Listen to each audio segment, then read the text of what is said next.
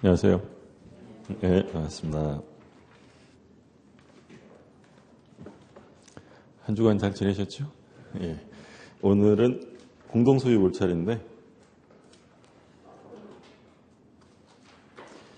216쪽입니다. 우리 지난주 이제 마지막에 공동소유 형태로 공유, 합유, 총유 이렇게 봤었고요. 합유 총유는 지난주에 봤던 내용만 이해하시면 충분하고 나중에 이제 심화과정 가면 조금만 더 보면 돼요.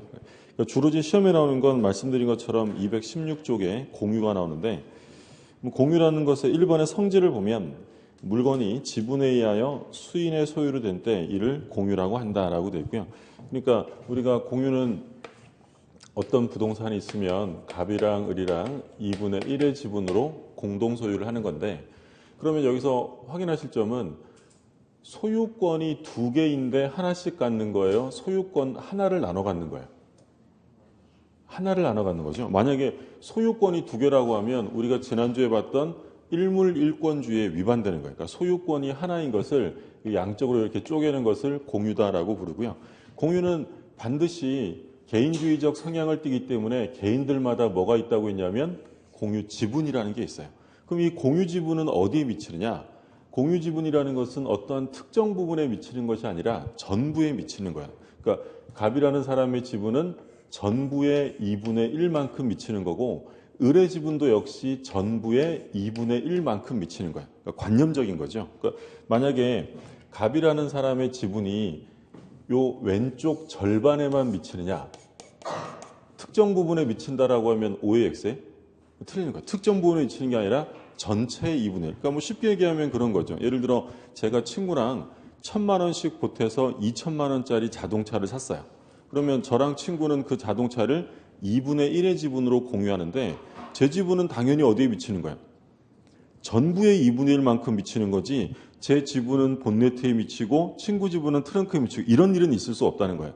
그럼 여기서 알 수 있는 점은 지분이라는 것은 전부에 미치기 때문에 공유자 중에 한 사람이 어떤 특정 부분을 배타적으로 점유할 수 있느냐, 나 혼자 쓸 거야 라고 할 수 있느냐, 이건 허용될 수 없는 거예요. 만약에 이게 인정돼 버리면 다른 사람의 지분이 침해되기 때문에 공유 지분에 대해서 공유자는 원칙적으로 배타적 점유를 할 수 없고요. 물론 이제 좀 이따 보겠지만 지분이 과반수가 되면 배타적 점유를 할 수 있어요. 그러니까 과반수 지분이 되지 않는 한 배타적 점유를 할 수 없고 교재를 좀 보시면 그 216쪽에 지분 나오죠. 괄호 2번에 보세요. 지분의 내용. 지분은 그 성질상 공유물 전부에 미친다. 그러니까 특정 부분이 아니라 전부에 미치는 거고요. 동그라미 1번 지분의 처분 주장인데 우리 지난주에 다 보신 거죠. 공유 지분은 완전히 독립된 권리니까 자유롭게 처분할 수 있다. 내 마음대로 팔 수 있는 거고요. 다른 공유자의 동의는 필요 없습니다. 그리고 2번에 보면 공유물의 사용 수익인데 뭐라고 써요? 맨 마지막 제줄에 공유자는 공유물 전부를 지분 비율로 사용하는 거예요. 그러니까 전부를 쓰는 거니까 말 그대로 특정 부분에 대한 배타적 점유를 할 수 없다는 거죠. 오른쪽 페이지 보세요. 217쪽에 둘째 줄에 보시면 따라서 공유자 간에 특별한 합의가 없는 한 공유자 1인이 공유물 전부를 배타적 독점적으로 사용할 수 없는 것이 원칙이다. 지분이 전부에 미치기 때문이고요. 자, 지분의 탄력성 267조를 보시면 공유자가 그 지분을 포기하거나 상속인 없이 사망한 때에는 그 지분은 다른 공유자에게 각 지분 비율로 귀속한다. 그러니까 이 지분의 탄력성은 어떤 얘기냐면 갑을병이 예를 들어서 2분의 1, 4분의 1, 4분의 1의 지분으로 공유를 하고 있습니다. 근데 이 병이라는 사람이 만약에 사망을 해요. 그러면 상속인이 있으면 지분은 당연히 상속됩니다. 근데 이 병이 만약에 상속인 없이 사망을 했다거나 또는 얘가 공유 지분을 포기했다. 그러면 이 지분이 지금 어디로 간다고 되어 있는 거예요? 각 공유자에게, 그러니까 갑과 을에게 이 지분이 귀속되는데 그러니까 주의하실 점은 어떻게 귀속된다고 되어 있냐면 지분 비율로 귀속이 된다라고 되어 있죠. 조심하실 점은 병이 상속인 없이 사망하면 각 공유자에게 균등하게 귀속된다라고 하면 틀리고요. 또는 뭐 국가에 귀속된다 이런 말씀은 틀리니까 조심하시고요. 그러면 병이 만약에 사망하면 갑과 을이 얘 지분을 받는데 그러면 누가 더 많이 받아간다는 거예요? 갑이. 지분 비율이니까 얘가 알파면 얘는 2알파, 2배를 더 받아가는 거죠. 조심하실 점은 지분 비율로 귀속된다. 그럼 만약에 두 사람이 공유하고 있었는데 한 사람이 상속인 없이 사망하면 어떻게 되는 거예요? 단독 소유가 되는 거였죠. 지분 비율로 귀속되는데 한 사람밖에 없으면 당연히 이 사람의 지분은 얘한테 가는 거죠. 그 얘기고, 그 다음에 이제 공유자 사이관계라고 해서 1번 공유물의 처분 변경 264조를 보시면 공유자는 다른 공유자의 동의 없이 공유물을 처분하거나 변경하지 못한다. 그러니까 공유물을 처분 변경할 때는 얼마가 동의를 해야 되냐면 전원 동의가 필요해요. 전원 동의. 좀 전에 우리가 자유롭게 처분한다고 했던 건 공유물이 아니라 뭐였어요? 지분. 그러니까 지분은 개인마다 있는 거니까 자유롭게 처분하는 건데 공유물이라는 것은 모든 공유자들이 다 지분을 가지고 있는 거죠. 전원 동의가 필요하다. 그러니까 지금 217쪽에 가운데 264조에.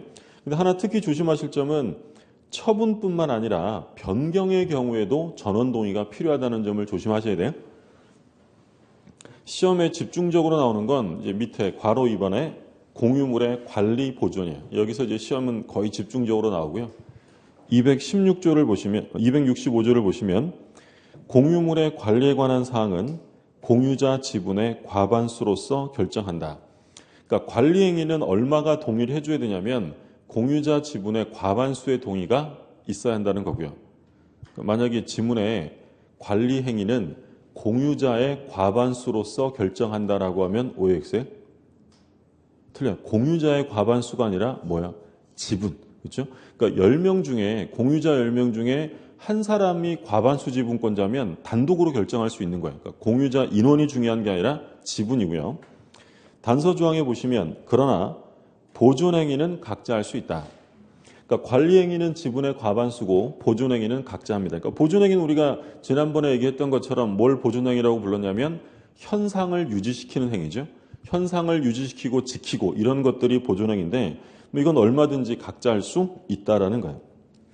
그래서 1번에 나오죠. 보존 행위란 공유물을 지키고 유지하기 위한 일체 행위를 말한다.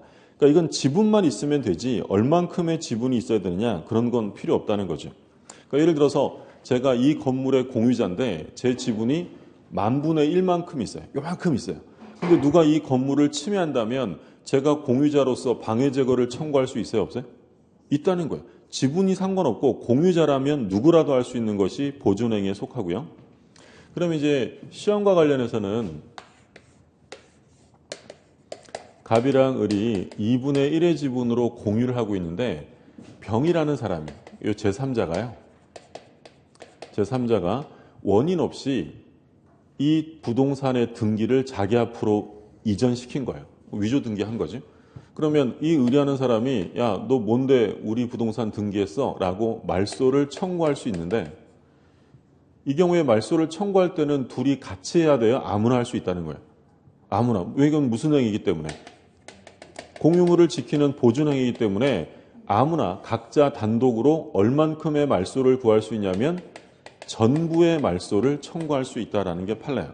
근데 이제 비교되는 판례는 뭐가 있냐면 갑과 을이 공유를 하고 있다가 갑이라는 사람이 단독으로 자기 지분뿐 아니라 을의 지분까지 모두 등기한 거예요.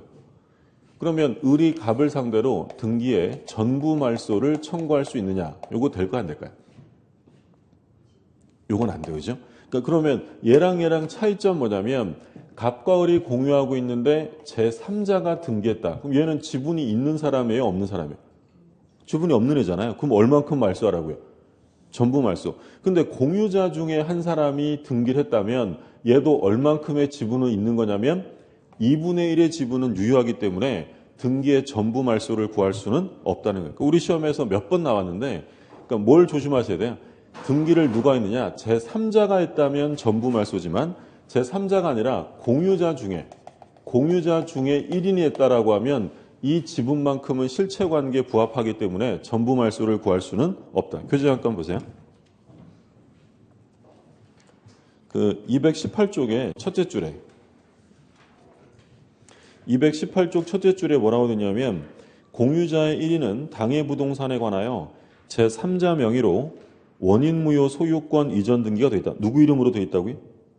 제3자. 그럼 제3자 명의면 얼만큼 말소요? 전부 말소. 둘째 줄 마지막에 제3자에 대하여 등기의 전부 말소를 구할 수 있다. 다만 공유부동산에 대한 소유 명의가 자, 이번에는 제3자가 아니라 공유자 중에 한 사람이에요. 그럼 얘도 지분이 있는 거잖아요. 그럼 공유자 중에 한 사람 앞으로 되어 있다 하더라도 그 공유자 지분에 관한 실체관계에 부합하는 것이므로 이 부분의 말소 등기 절차를 구할 수는 없다. 전부 말소를 구할 수는 없는 거죠. 누구 앞으로 되어 있는지를 봐두시면 되고,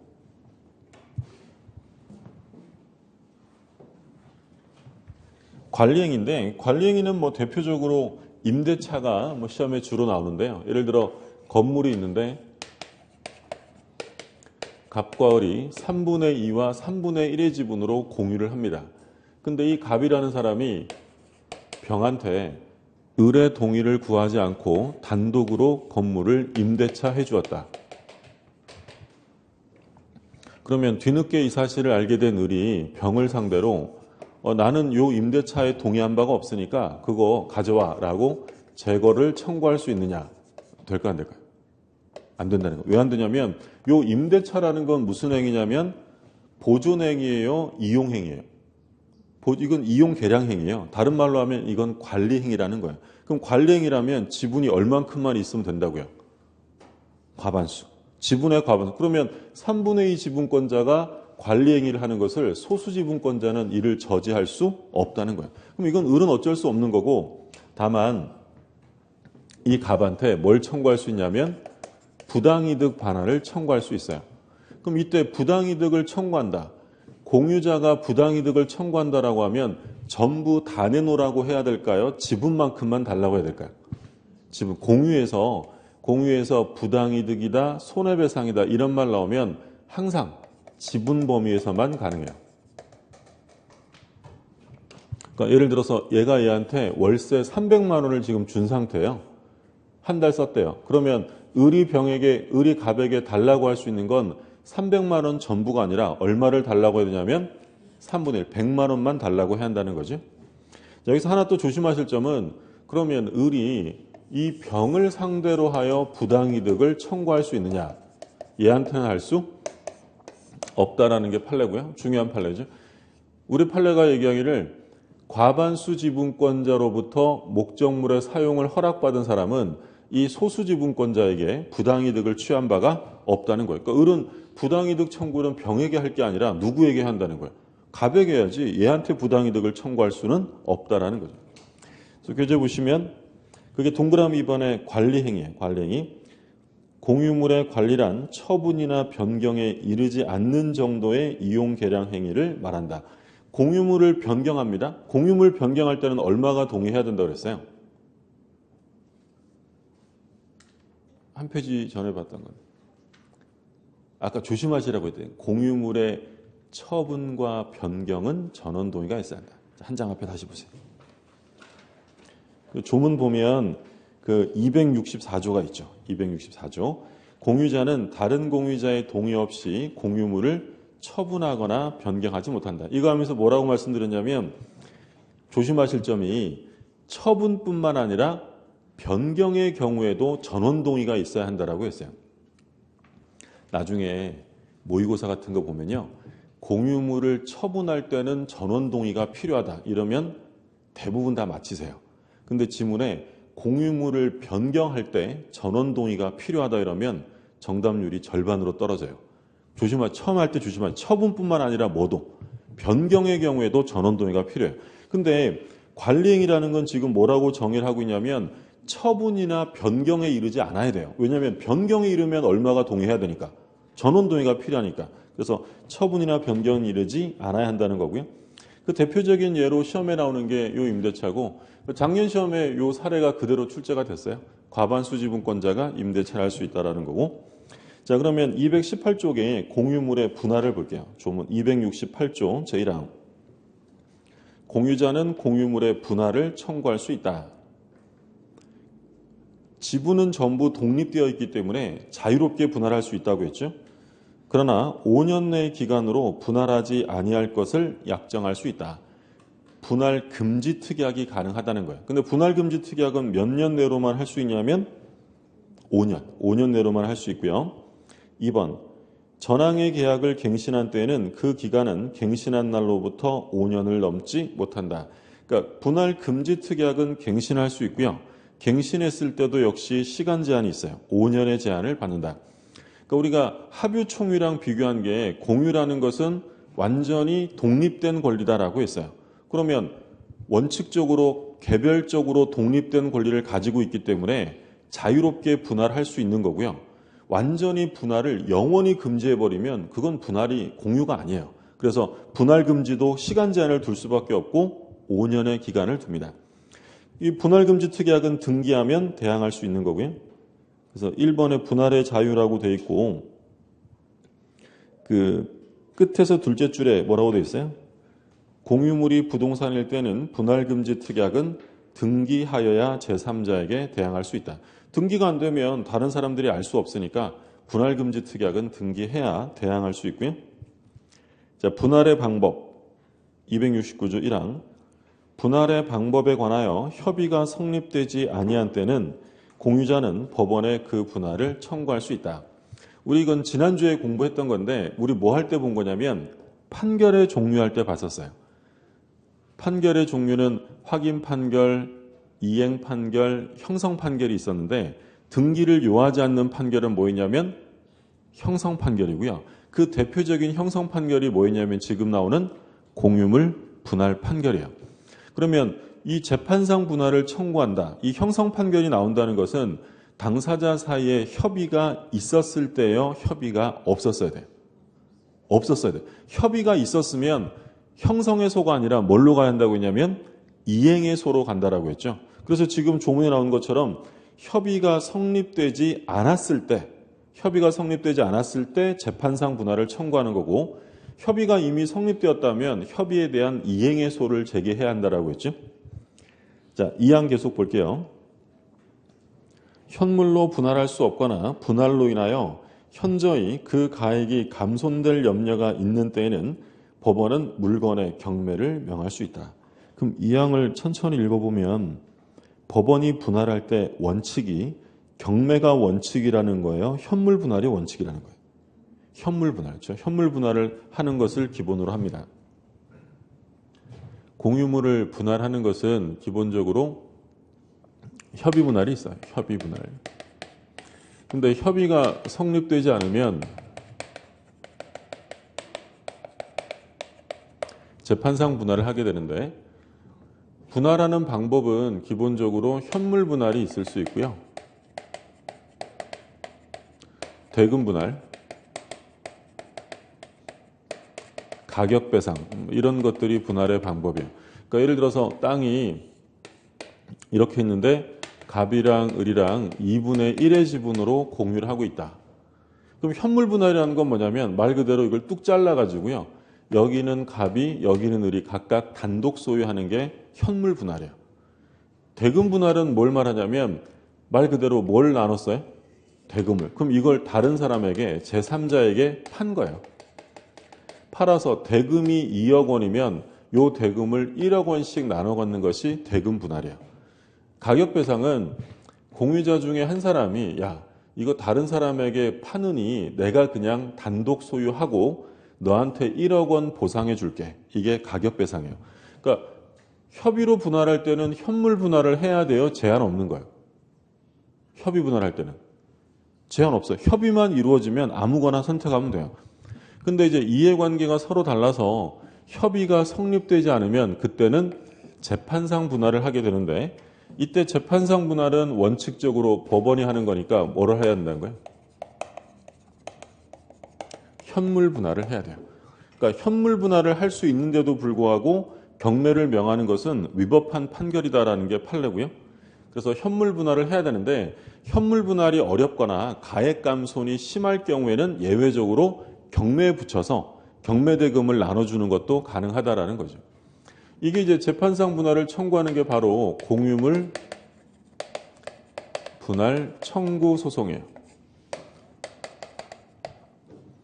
그러면 공유자 중에 한 사람이 야, 이거 분할하자라고 청구하면 그 상대방은 거절할 수 있어요? 분할해야 돼요? 무조건 분할해야 돼요. 공유자 중에 한 사람이 소수지분권자라 하더라도 분할을 청구하면 다른 공유자는 거절할 수 없어요. 그러면 이름은 공유물 분할 청구권이지만 실제로 성질은 청구권의 성질을 갖는 게 아니라 형성권의 성질을 가져요. 우리가 청구권, 형성권 비교했었잖아요. 뭐 기억은 안 나시겠지만 다 비교했었어요. 청구권은 상대방의 승낙이 있어야 한다고 했고 형성권은 일방적으로 한다고 했어요. 그러니까 공유물 분할 청구권은 승낙 같은 게 필요 없어요. 만약에 지문에 공유자 중 1인이 공유물 분할을 청구하면 그 즉시 분할 절차에 들어가야 한다라고 하면 OX에 맞는 거예요. 거절할 수 없어요. 뭐 얼마가 승낙해야 이런 거 필요 없고 분할 청구하면 곧바로 분할 절차로 들어갑니다. 그러면 공유물을 분할할 때 공유자 중에 일부를 제외하고 분할해도 돼요? 전부 다 같이 참여해야 돼요? 다 같이 해야죠. 한 명이라도 빠지면 무효예요. 그러니까 그런 걸 뭐라고 부르냐면 필요적 공동소송이라는 말을 써요.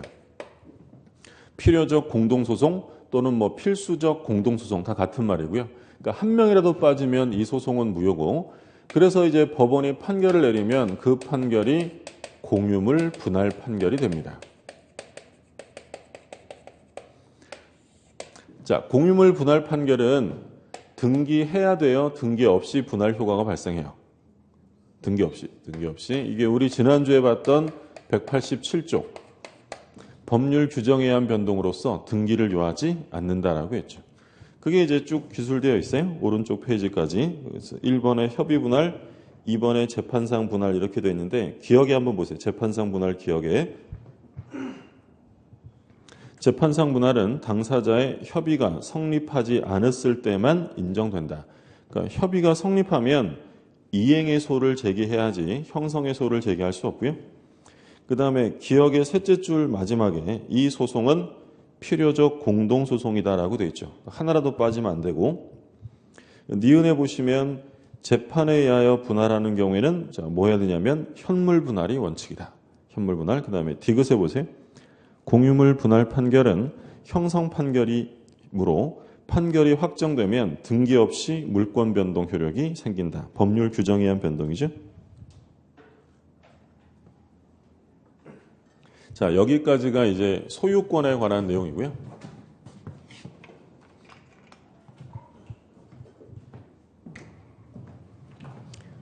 우리 지난주에 그 물권의 종류 봤었잖아요. 우리 물권은 뭐 있었어요? 몇 개 있었어요, 일단? 8개. 8개 있었는데 그게 뭐였냐면 점유권, 소유권, 용익물권 3개. 용익물권 뭐 있었죠? 지상권, 지역권, 전세권. 그러니까 지상권, 지역권은 토지에 관한 거고 전세권은 토지 건물 다 들어간다고 했고요. 그 담보물권도 3개 있었죠. 뭐 있었냐면 유치권, 질권, 저당권. 그래서 지금 우리가 공부한 게 점유권하고 소유권까지 본 거고 그럼 그 이제 뭐 나오겠어요? 용익물권. 지상권, 지역권, 전세권이 이제 차례대로 나옵니다.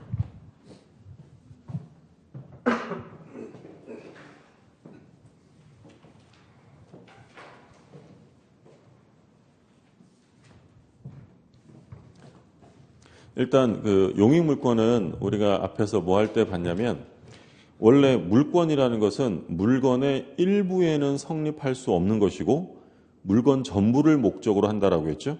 근데 예외적으로 일부에만 성립할 수 있는 물권이 바로 뭐였냐면 용익물권이니까 빌려 쓰는 것은 일부에만 성립될 수 있다. 자, 교재 보시면 219쪽에 용익물권 이렇게 나오죠.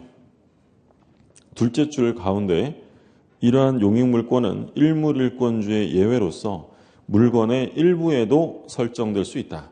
그래서 지상권, 지역권은 일부에 가능하고요. 다음 페이지 220쪽을 보시면 지상권이 먼저 나오는데 279조 지상권자는 타인 토지에 건물, 기타, 공작물이나 수목을 소유하기 위하여 그 토지를 사용하는 권리가 있다. 그러니까 지상권이라는 권리는 뭐 하는 거냐면 남의 땅을 빌려서 거기다가 건물을 짓거나 나무를 심거나 공작물을 설치하는 권리예요. 그러니까 갑이라는 사람이 토지 소유자인데 을이 지상권을 설정했다. 그러니까 이 지상권이라는 건 뭘 빌려 쓰는 거냐면 요 토지를 배타적으로 빌려 쓰는 용익 물권이에요. 그러니까 여기다가 이제 예를 들어서 땅 빌려서 건물을 지었다. 그러면 권원을 가지고 건물을 신축을 한 거죠. 그러면 여기서 하나 유의하실 점은 이 지상권이 설정되려면 건물이 존재하고 있어야 돼요? 필요 없는 거예요? 필요 없는 거였죠. 맨 땅 빌려 쓰는 거니까 건물이 있든 없든 전혀 상관없고요. 그러면 이 지상권이 존속하고 있는 기간 도중에 건물이 멸실되면 이 지상권은 소멸할까요? 존속할까요? 존속하죠. 이건 건물에 관련되는 권리가 아니라 토지를 빌려 쓰는 권리니까 멸실되면 또 지으면 되는 거예요. 그러면 결론은 뭐냐면 지상권과 지상물은 운명을 함께하는 권리가 아니라는 거예요. 그러면 지상물과 지상권에 대한 분리 양도가 가능하냐라고 물으면 지상권은 분리 양도할 수 있다라는 것이 판례 입장이에요. 그러니까 지상권은 지상물이랑 운명을 함께하는 권리가 아니다라는 거죠. 교재를 보시면 괄호 1번에 타인의 토지를 사용하는 물권이라고 되어 있고요. 동그라미 2번 보세요. 동그라미 2번. 지상권은 토지에 대한 권리이므로 현재 토지 위에 지상물이 없더라도 지상권은 유효하게 성립하며 지상물이 멸실하더라도 지상권이 소멸하는 것은 아니다. 작년에 출제되었던 판례고요. 이번에 보면 토지와는 독립된 권리. 그래서 뭐라고 되어 있어요? 지상권은 토지 소유권에 부종하는 권리. 부종이라는 건 이제 운명을 함께한다는 건데요. 토지 소유권하고는 별개의 권리예요. 토지를 이용하는 별도의 물권이고. 그리고 3번에 보시면 지료를 요소로 하지 않는 물권이에요. 그러니까 지상권은 특약이 없으면 무상이에요. 대가 없이 사용할 수 있다. 우리가 좀 있으면 전세권 공부할 텐데 전세권은 반드시 뭐가 있어야 될까요? 전세금이 있어야 돼요. 전세금이 없는 전세권이란 있을 수 없는 거예요. 근데 지상권은 반드시 지료가 있어야 돼요? 없어야 돼요? 없어도 되는 거예요. 우리가 지난주에 물권의 종류를 쭉 보면서 남의 땅을 빌려 쓰는 것은 대표적으로 지상권하고 또 뭐가 있다고 했냐면 토지 임차권이 있다고 했어요. 그러니까 토지 임차권과 지상권은 남의 땅을 빌려 쓴다는 점에서는 같지만 차이점은 임차권은 물권이에요? 채권이에요? 채권이고 지상권은 물권이다라고 했어요. 근데 임차권은 무상으로 쓸 수 있는 거예요? 차임을 내야 되는 거예요? 반드시 차임이 있어야 돼요. 근데 지상권은 지료를 요소로 하지 않습니다. 물론 실제로 지상권 설정할 때 무상으로 할까요? 지료 낼까요? 대부분은 지료 계약을 하죠. 근데 지료 계약을 안 해도 상관은 없다는 거예요. 그리고 4번 직접 토지를 지배하는 권리. 이게 이제 임차권과 차이점이에요. 임차권은 채권이기 때문에 그 토지를 직접 지배하는 게 아니라 임대인에게 사용을 청구하는 권리예요. 근데 이건 물권이잖아요. 지상권은 직접 지배를 하게 된다. 그럼 우리가 생각을 할 때 지상권은 자기가 배타적으로 독점적으로 지배하는 권리입니다. 그러면 여기에 들어가는 유지비용, 유지비용은 소유자가 내줄까요? 지상권자가 알아서 부담해야 될까요? 지상권자가 알아서 해야 돼요. 그러면 임차권이 있죠. 임차권은 직접적으로 지배하는 것이 아니라 임대인에게 사용을 청구하는 권리예요. 그럼 임차권에서는 유지비용을 임차인이 스스로 부담해야 돼요? 임대인에게 청구할 수 있어요? 임대인에게 청구할 수 있어요. 그런 비용을 우리가 뭐라고 부르냐면 필요비라고 불러요. 그러니까 필요비라는 건 유지비예요. 유지비. 그러니까 우리가 앞으로 이제 공부할 때 비용이라고 하면 필요비하고 유익비가 있어요. 유익비는 계량비라고도 부릅니다. 계량비. 그러니까 필요비라는 건 말 그대로 수선 유지하는 비용이고요. 유익비라는 건 돈을 써서 가치를 증가시켰을 때 발생하는 게 유익비예요. 계량시킨 비용이죠. 그러면 이 필요비는 지상권자는 청구할 수 있어요? 없어요? 할 수 없다라고 했죠. 전세권도 안 돼요. 전세권도 물권이잖아요. 전세권도 배타적 물권이니까 유지비는 알아서 부담하는 거예요. 그러면 필요비는 지상권자는 청구할 수 없는데 임차권자는 유지비를 청구할 수 있는 거예요. 그러면 유익비라는 건 가치를 증가시켰을 때 청구하는 거예요. 이 유익비는 지상권, 전세권 다 청구할 수 있고요. 임차권 청구 당연히 가능하고. 그러니까 차이점은 요 점을 좀 비교해 두세요. 유지비용은 임차권자는 청구할 수 있어도 물권자는, 지상권자, 전세권자는 유지비는 스스로 부담을 해야 한다는 점, 그 점 구별해 두시고요. 그게 이제 4번에서 나오는 얘기고, 자, 오른쪽에 존속기간을 보죠. 280조 제1항. 221쪽에 280조 1항을 보면 계약으로 지상권의 존속기간을 정하는 경우에는 그 기간은 다음 연한보다 단축하지 못한다. 그러니까 아무리 짧아도 여기 나와 있는 것보다 그 이상으로 정해야 돼요. 그러니까 소위 최단기 제한이다라고 불러요. 최단기간 제한. 제1호 석조, 석회조, 연화조 또는 이와 유사한 견고한 건물이나 수목의 소유를 목적으로 하는 때는 30년. 그러니까 앞에 나와 있는 석조, 석회조, 연화조는 견고한 건물을 예를 든 거예요. 그러니까 견고한 건물이나 나무를 심을 때는 최소한 얼마 이상 써야 되냐면 30년 이상 보장을 해줘야 돼요.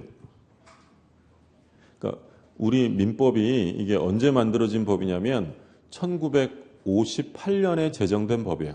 그러니까 1958년에 제정될 당시에는 견고한 건물이라고 하면 어떤 건물만 생각했냐면 돌, 시멘트, 벽돌이에요. 그게 지금 나와 있는 석조, 석회조, 연화조고요. 근데 지금은 뭐 당연히 대부분 뭐 철근 콘크리트조 이렇게 하잖아요. 그 견고한 건물에 예를 든 거고 2호에 보면 전호 이외 건물의 소유를 목적으로 한다. 그럼 바꿔서 말하면 견고하지 않은 건물이에요. 견고하지 않은 건물은 몇 년이냐면 15년 이상이다라고 생각하시면 되고요. 3호 건물 이외 공작물의 소유를 목적으로 하는 때는 5년. 그래서 최단 기간 제한이 있어요. 견고한 건물 수목은 30년, 그 외 건물은 15년, 기타 공작물은 5년. 그러니까 이제 견고하지 않은 건물은 뭐 수험상으로 그냥 뭐 목조 건물 이런 말 나오면 15년이라고 생각하시면 돼요. 물론 지금 오늘날의 목조 건물은 견고할까요? 견고하지 않을까요?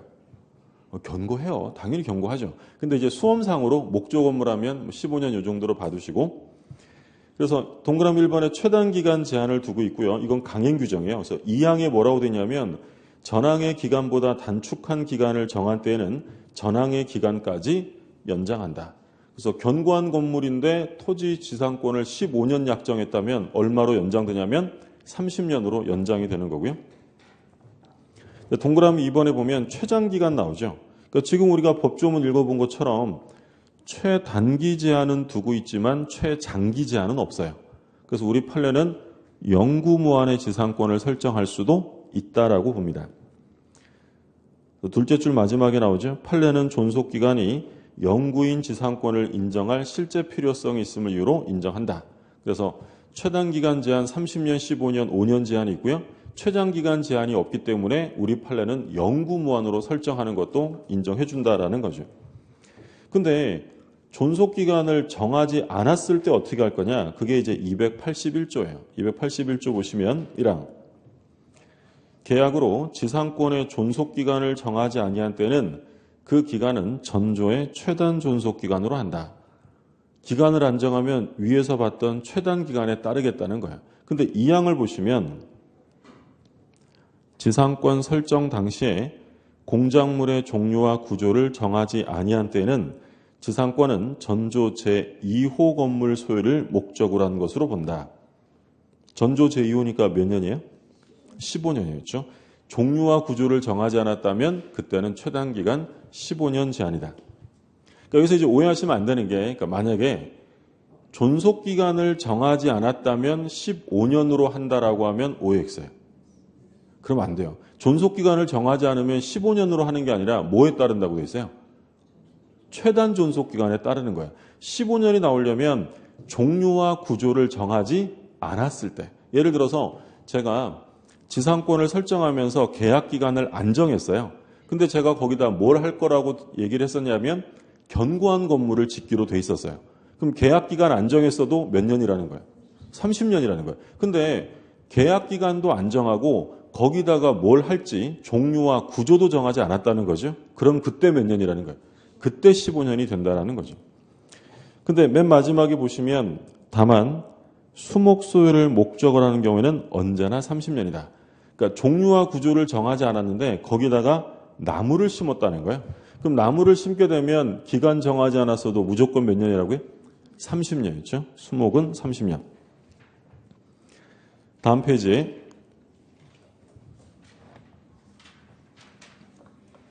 (283조) 제1항. 지상권이 소멸한 경우에 건물 기타 공작물이나 수목이 현존한 때에는 지상권자는 계약의 갱신을 청구할 수 있다. 이항. 지상권 설정자가 계약의 갱신을 원하지 아니하는 때에는 지상권자는 상당한 가액으로 전항의 공작물이나 수목의 매수를 청구할 수 있다. 자, 이 조항은 뭐냐면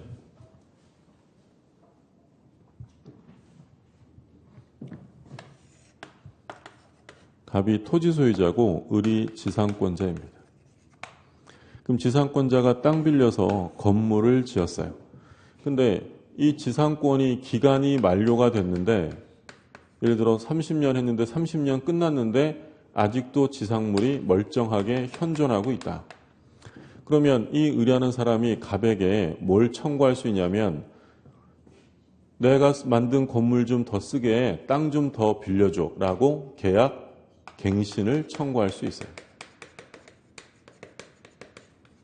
근데 기간이 만료됐는데 갱신을 청구하면 토지 소유자가 갱신해줘야 돼요? 거절할 수 있을까요? 당연히 거절할 수 있죠. 안 돼. 기간 끝났으니까 그만 써 라고 거절하면 을은 그때 계약 갱신 안 해줄 거면 이 건물 당신이 사 라고 지상물 매수를 청구할 수 있습니다. 근데 여기서 이제 하나 유의하실 점은 갱신 청구권은 거절할 수 있는데 지상물 매수를 청구하면 갑은 거절할 수 없어요. 그러면 얘는 이름이 매수 청구권이지만 실질은 청구권이라는 거예요? 형성권이라는 거예요? 형성권이에요. 형성권. 을이 갑한테 이거 갱신 좀 해주세요라고 했는데 얘가 거절해서 지상물 매수를 청구했다라고 하면 갑은 이거 사줘야 돼요. 그러니까 바꿔서 말하면 갑의 승낙이 있어야 돼요? 필요 없다는 거예요. 필요 없어요. 그러니까 갱신 청구는 승낙이 있어야 되는 거지만 얘가 지상물 매수를 청구했다라고 하면 얘 승낙과 상관없이 곧바로 매매 유사 계약이 성립합니다.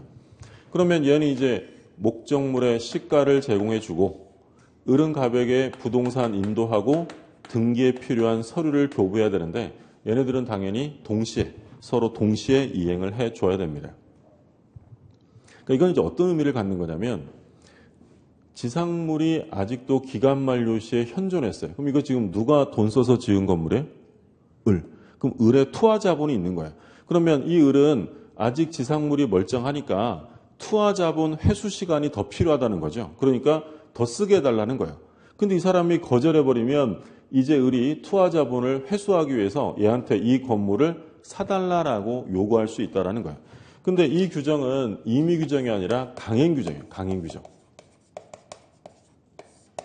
그러면 이게 강행 규정이라고 한다면 갑과 을이 지상권 설정 계약을 할 때 지상권이 소멸하면 지상물은 철거하기로 한다라고 특약을 했대요.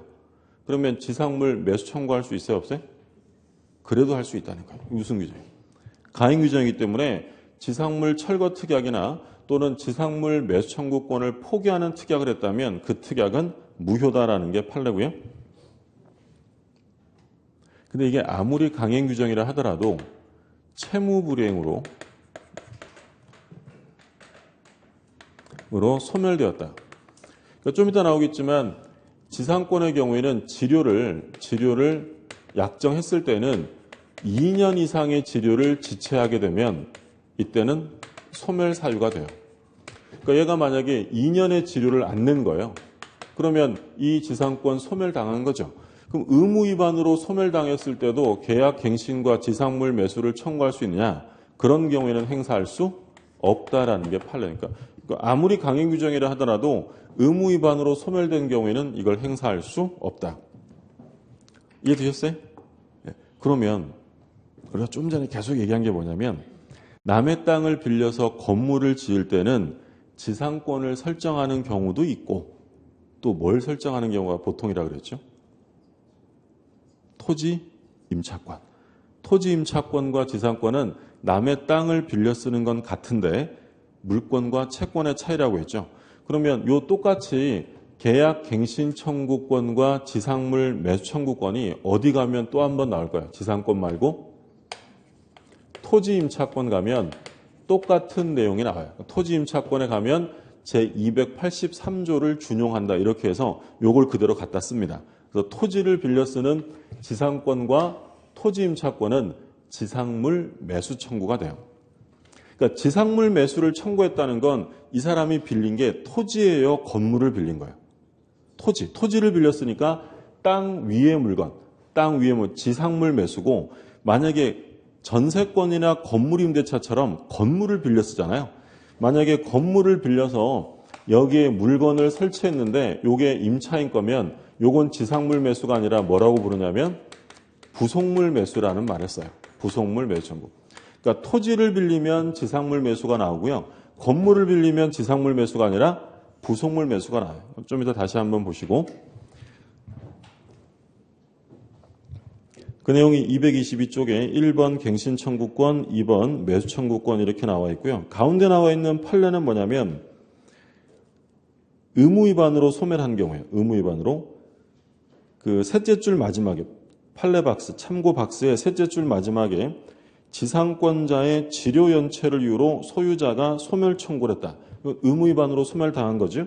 이런 경우에는 지상권이 소멸된 경우에 매수 청구권이 인정되지 않아요. 그러니까 아무리 강행 규정이라 하더라도 의무 위반으로 소멸된 경우에는 행사할 수 없다라는 거고요.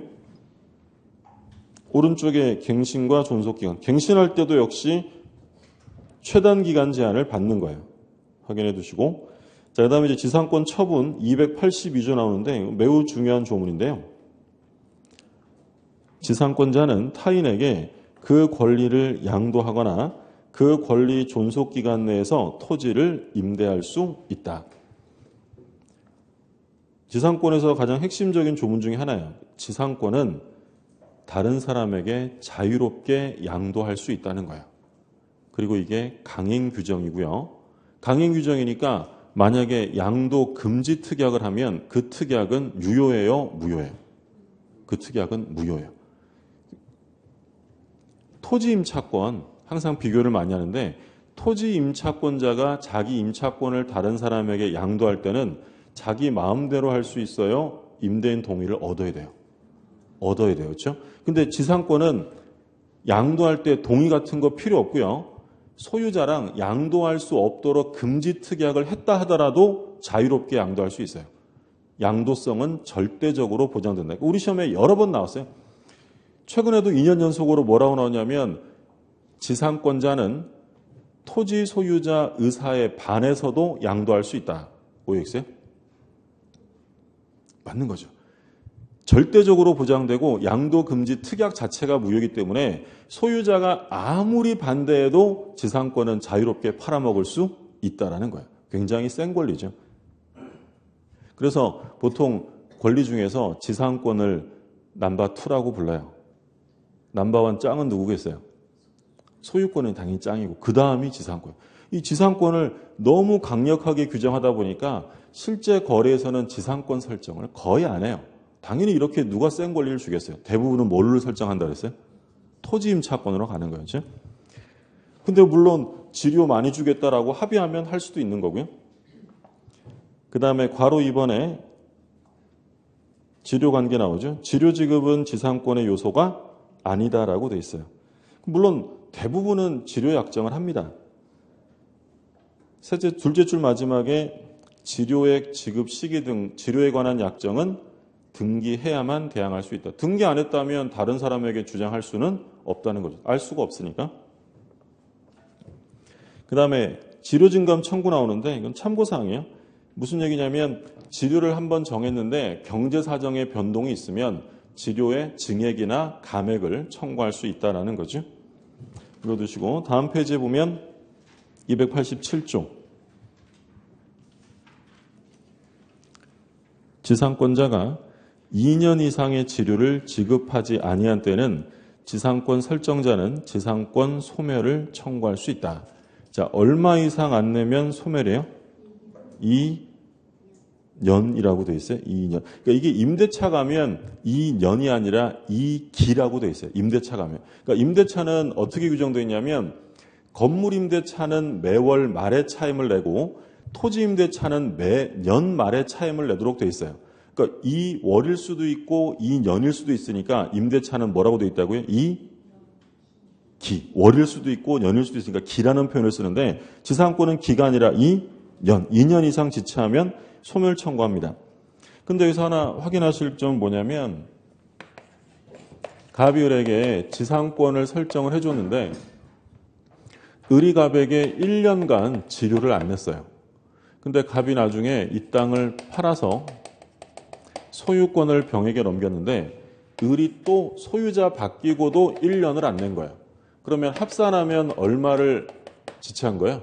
2년. 그럼 이런 경우에 이 소유자가 소멸 청구할 수 있느냐? 우리 판례는 할 수 없다라고 봐요. 그러니까 우리 판례는 소유자가 변경된 경우에 전 소유자와 현재 소유자에게 연체 기간을 합산해서는 안 된다라고 봐요. 그럼 누구한테만 2년이 돼야 되는 거예요? 새로운 소유자. 1년 더 있어야 한다는 거죠. 그게 이제 판례로 나와 있고, 둘째 줄 마지막에, 법조문 둘째 줄 마지막에 종전 소유자에 대한 연체 기간의 합산을 주장할 수 없다는 거예요. 새로운 소유자에게만 2년 연체가 돼야 되고요. 그 다음에 소멸효가 나오죠. 285조 1항. 지상권이 소멸한 때에는 지상권자는 건물 기타 공작물이나 수목을 수거하여 토지를 원상에 회복하여야 한다. 남의 땅 썼으니까 원상 회복해줘야죠. 2항. 전항의 경우에 지상권 설정자가 상당한 가액을 제공하여 그 공작물이나 수목의 매수를 청구한 때에는 지상권자는 정당한 이유 없이 이를 거절하지 못한다. 2항에서는 매수를 청구하는 사람이 지상권자예요, 설정자예요? 주어가 누구예요? 주어가 설정자죠. 그러니까 이건 이제 이런 얘기죠. 갑이 토지 소유자고 을이 지상권자입니다. 근데 지상권자가 이제 땅을 빌려서 나무를 심었어요. 이제 수목 소유를 목적으로 설정했다. 그럼 최단 기간 몇 년이에요? 수목이니까 30년이죠. 근데 30년의 기간이 만료가 됐는데 아직 이 수목들이 현존하고 있어요. 그러면 을이 이 땅을 더 쓰고 싶으면 을이 갑에게 아까 뭘 먼저 청구하죠?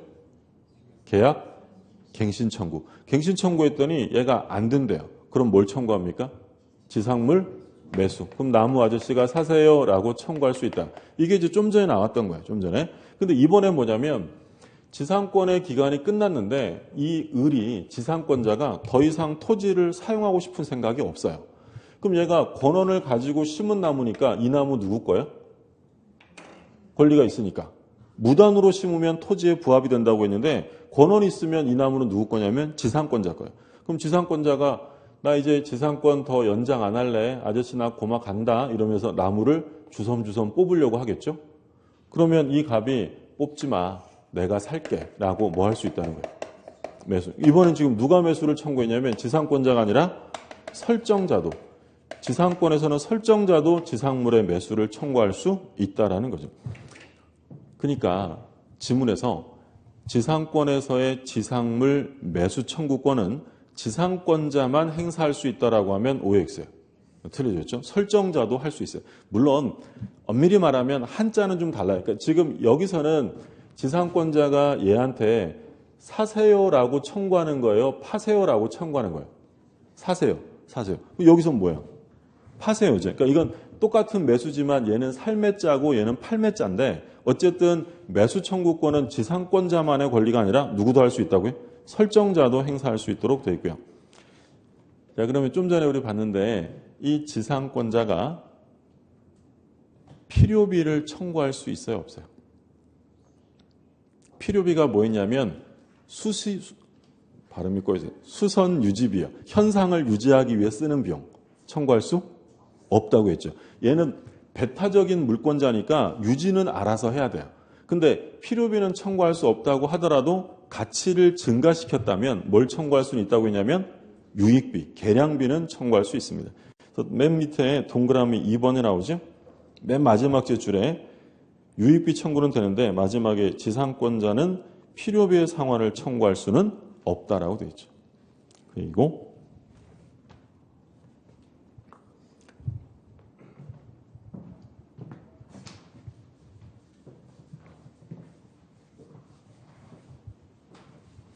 세부적인 내용은 뭐 듣고 잊어버리셔도 상관없어요. 그냥 저런 거 우리가 봤었구나.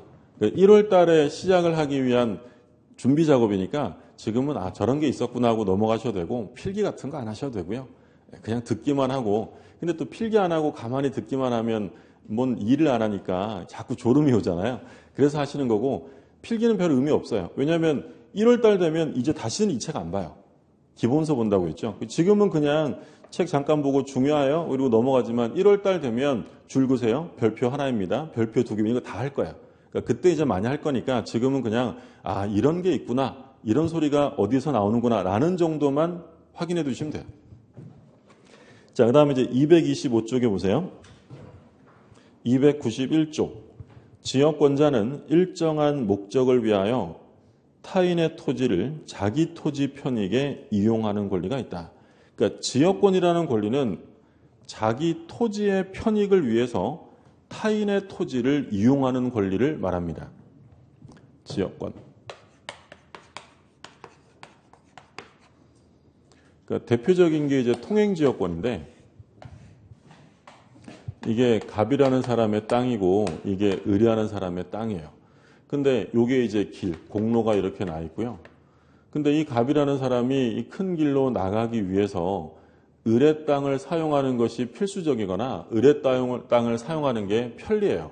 그러면 갑이 을한테 야, 지금 내 땅의 상황이 이러니까 당신 땅을 통로로 좀 씁시다 라고 합의하면 이런 지역권을 뭐라고 부르냐면 통행지역권이라고 불러요.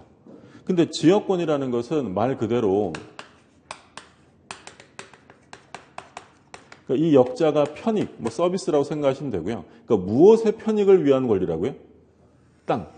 반드시 토지의 편익이어야 되지 사람의 편익에 관한 권리가 아니라는 거예요. 그러니까 예를 들어 이런 거예요. 갑이 이 사람이 뭐 하는 사람이냐면 도자기를 굽는 도자기 공이에요. 그럼 도자기를 구우려면 좋은 흙이 필요하니까 저쪽에 있는 을의 땅에 토사를 채취하기로 계약을 체결했어요. 그러면 이 갑과 을은 지역권 설정을 할 수 있다는 거예요, 없다는 거예요? 이건 갑의 토지의 편익이에요, 갑의 편익이에요? 갑의 편익이에요. 이건 지역권 설정이 안 돼요. 이걸 이제 서구 민법에서는 인역권이라는 말을 쓰는데 우리 민법은 이런 제도가 없고요.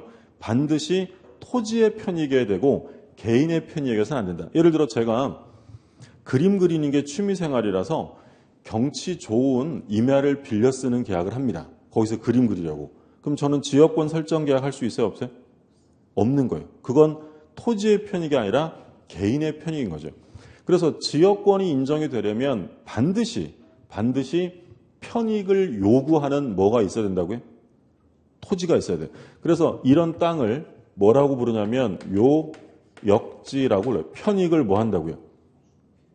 요구한다는 거예요. 편익을 요구하는 땅이 반드시 있어야 되고요. 그러니까 지역권은 요역지와 운명을 함께 할 수밖에 없어요. 요역지가 없는 지역권이라는 건 존재할 수가 없기 때문이에요. 그리고 이 땅을 뭐라고 하냐면 편익을 승낙해 주는 땅이라고 해서 승역지라는 말을 써요. 간단한 거지만 시험에 자주 물어보는 것은 요역지와 승역지 중에서 한 필토지 일부라도 상관없는 건 뭘까요? 요역지일까요? 승역지일까요? 얘기했죠. 편익을 주는 땅인데 다 줄 필요는 없잖아요. 그래서 한 필토지 일부에도 설정이 되고요. 근데 요역지는 반드시 한 필토지여야 돼요. 요역지는 일부에서는 안 되고 승역지는 일부라도 상관없다라는 거죠. 이해되셨어요?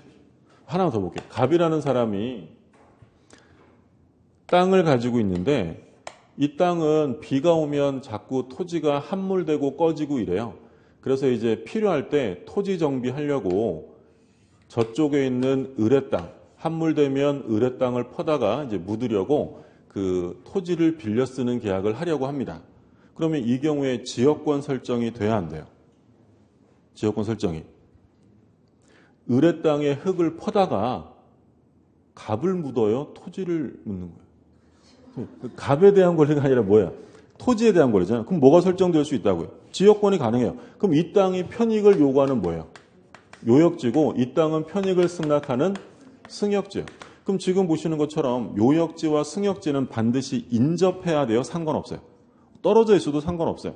그런데 여기서 보시는 것은 다른 것과 다른 점이 뭐냐면 그러면 이 승역지는 평소에 누가 점유 사용할까요? 갑이, 지역권자 갑이 사용해요? 승역지 소유자, 지역권 설정자가 사용해요? 설정자가 하는 거예요.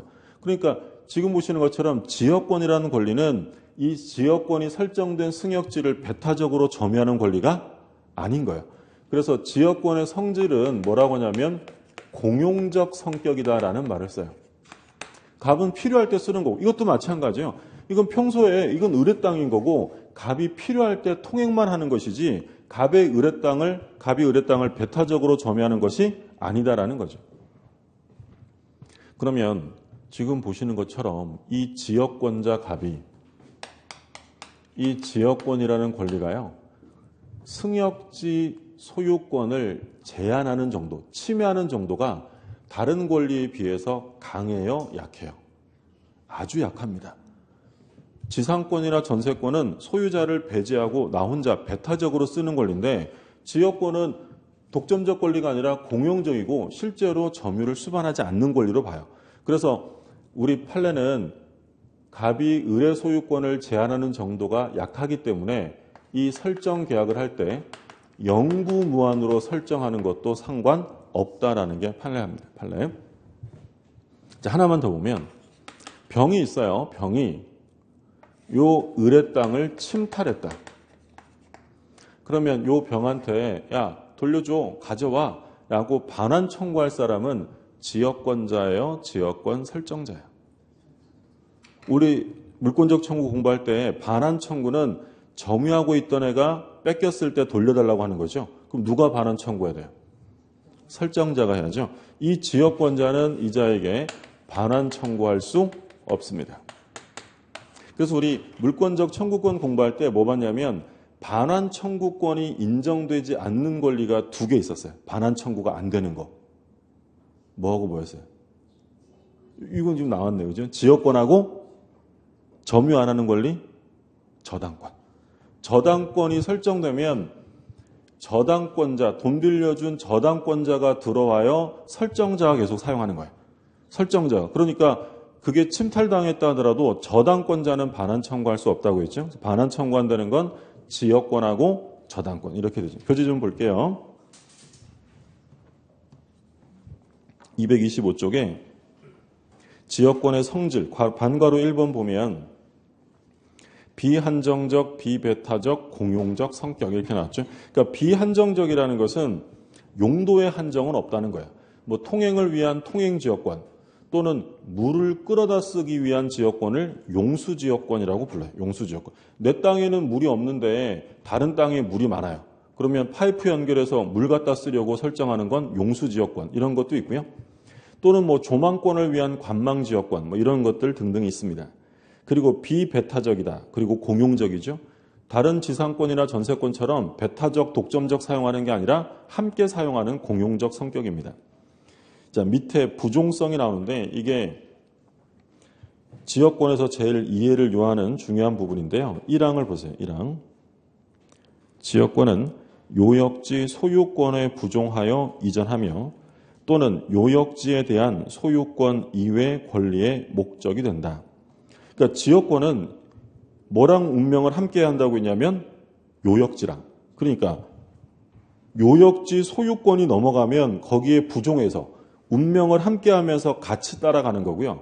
그리고 만약에 요역지 소유권의 저당권이 설정되면 저당권의 효력은 요역지 소유권에만 미쳐요? 지역권에도 미치는 거예요. 같이 미친다는 거예요. 그게 지금 그 얘기고요.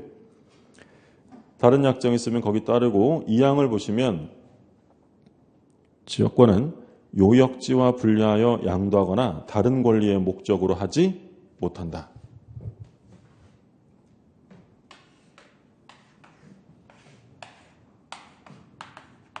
갑이 요역지를 가지고요. 을의 땅에 지역권을 설정을 합니다. 이게 이제 승역지로 제공된 거고요. 그러니까 이 갑이라는 사람이 지역권을 가질 수 있는 이유는 뭐가 있기 때문이라고요? 요역지가 없으면 지역권은 존재하지 못하는 거예요. 그러면 이 갑이 이 요역지를 예를 들어 병한테 팔았어요. 그러면 요역지만 넘어갈까요? 지역권도 따라간다는 거예요.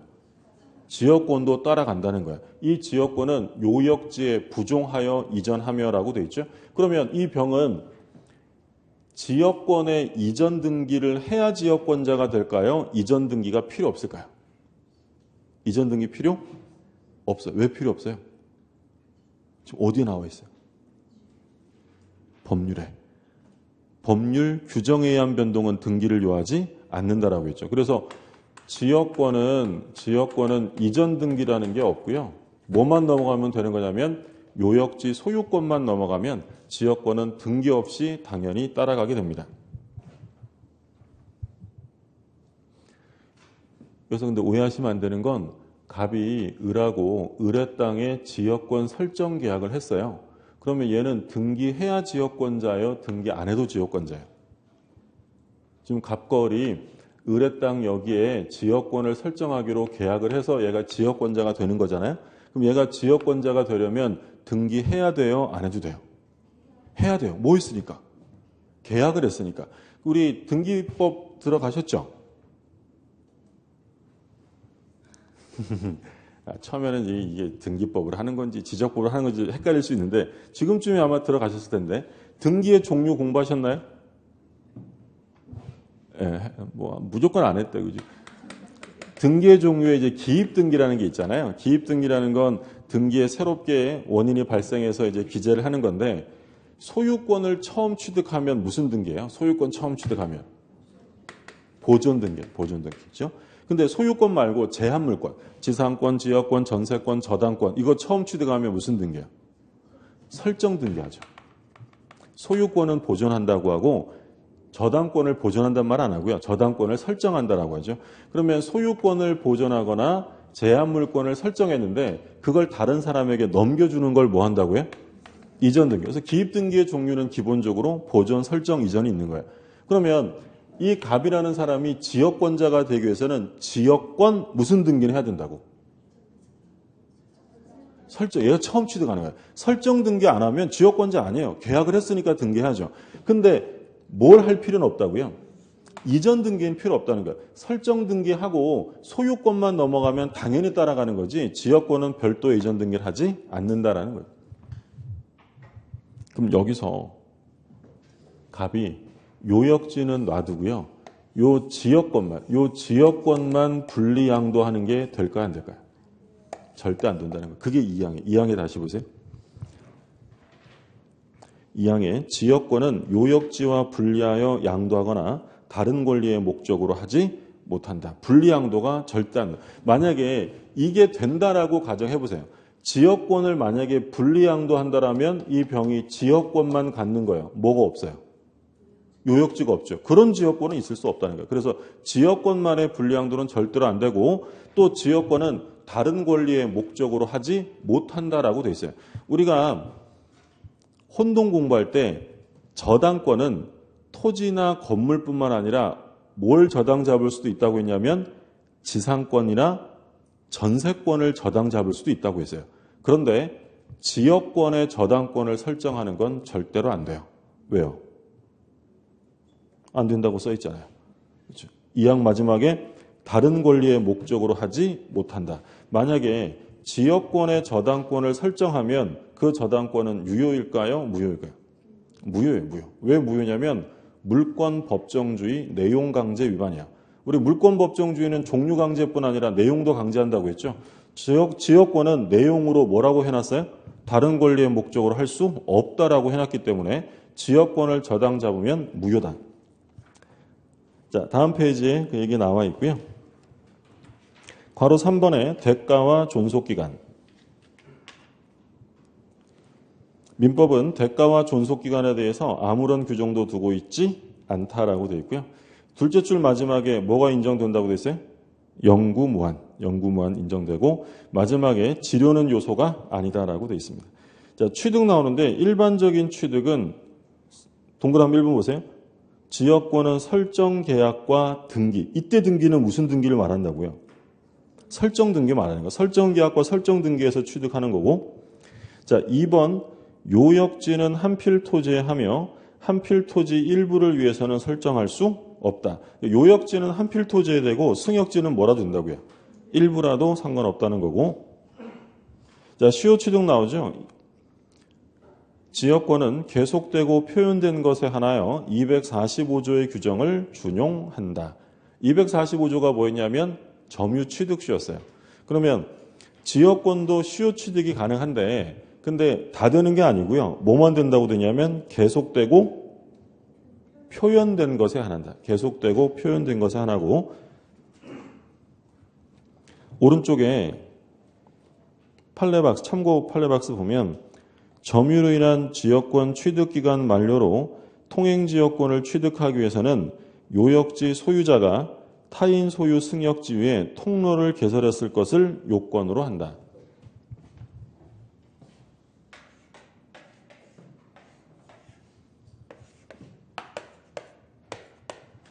자, 갑이라는 사람이 이 의뢰 땅에 대해서 통행지역권을 취득하려고 해요. 그럼 일단 몇 년간 다녔어야 돼요? 시효 취득 20년.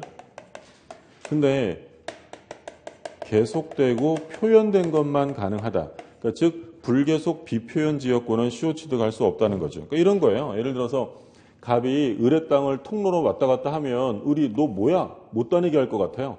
그러니까 갑이 그냥 평소에는 가만히 있어요. 그래서 밤 12시, 1시 돼서 을 방에 불이 꺼지는 걸 확인하면 새벽에 나와서 혼자 이렇게 왔다 갔다 해요. 아침에 을의 방에 불 켜지면 다시 쏙 들어가고요. 다음날 밤에도 혼자 나와서 왔다 갔다 하고 이 짓을 20년 합니다. 통행지역권을 시효 취득할 수 있을까 없을까? 없다는 거예요. 이건 계속되지도 않았고 표현되지도 않았다는 거예요. 그럼 이게 계속되고 표현되려면 여기다가 뭘 만들라고? 통로를 개설하게 되면 이제 이것이 계속되었다, 표현되었다라고 볼 수 있다는 거예요. 근데 통행지역권을 시효 취득하기 위한 요건은 일단 통로를 개설해야 되는데 누가 해야 되냐면 갑이 직접 해야 돼요. 직접 통로를 개설하고. 물론 이 통행지역권은 꼭 요역지 소유자만 할 수 있는 건 아니에요. 예를 들어 이 땅을 빌려 쓰는 일단 소유자는 당연히 되고 이 땅을 빌려 쓰는 지상권자, 전세권자 이런 사람들도 얼마든지 필요하면 통행지역권을 시효 취득하는 거야. 그러려면 직접 통로를 자기가 개설하고 불법 점유자는 안 된다는 거죠. 그러니까 불법 점유자가 안 되니까 적법한 지상권자, 전세권자, 임차권자 이런 사람들은 얼마든지 할 수 있다라는 거예요. 그럼 통행지역권을 이렇게 20년에 걸쳐 시효 취득을 하게 되면 지료를 내야 될까요? 안 내야 될까요? 이거 내야 돼요. 그렇죠? 나중에 또 공부하겠지만 통행지역권을 시효 취득한 경우에는 대가 지급을 해야 된다라는 게 판례고. 자, 중요한 내용들 다 보셨고요. 그다음 소멸 밑에 나오는 것들은 안 보셔도 상관없어요. 문제도 지금 안 보셔도 되고. 그다음에 이제 전세권 나오는데 전세권부터 좀 쉬었다가 보시죠.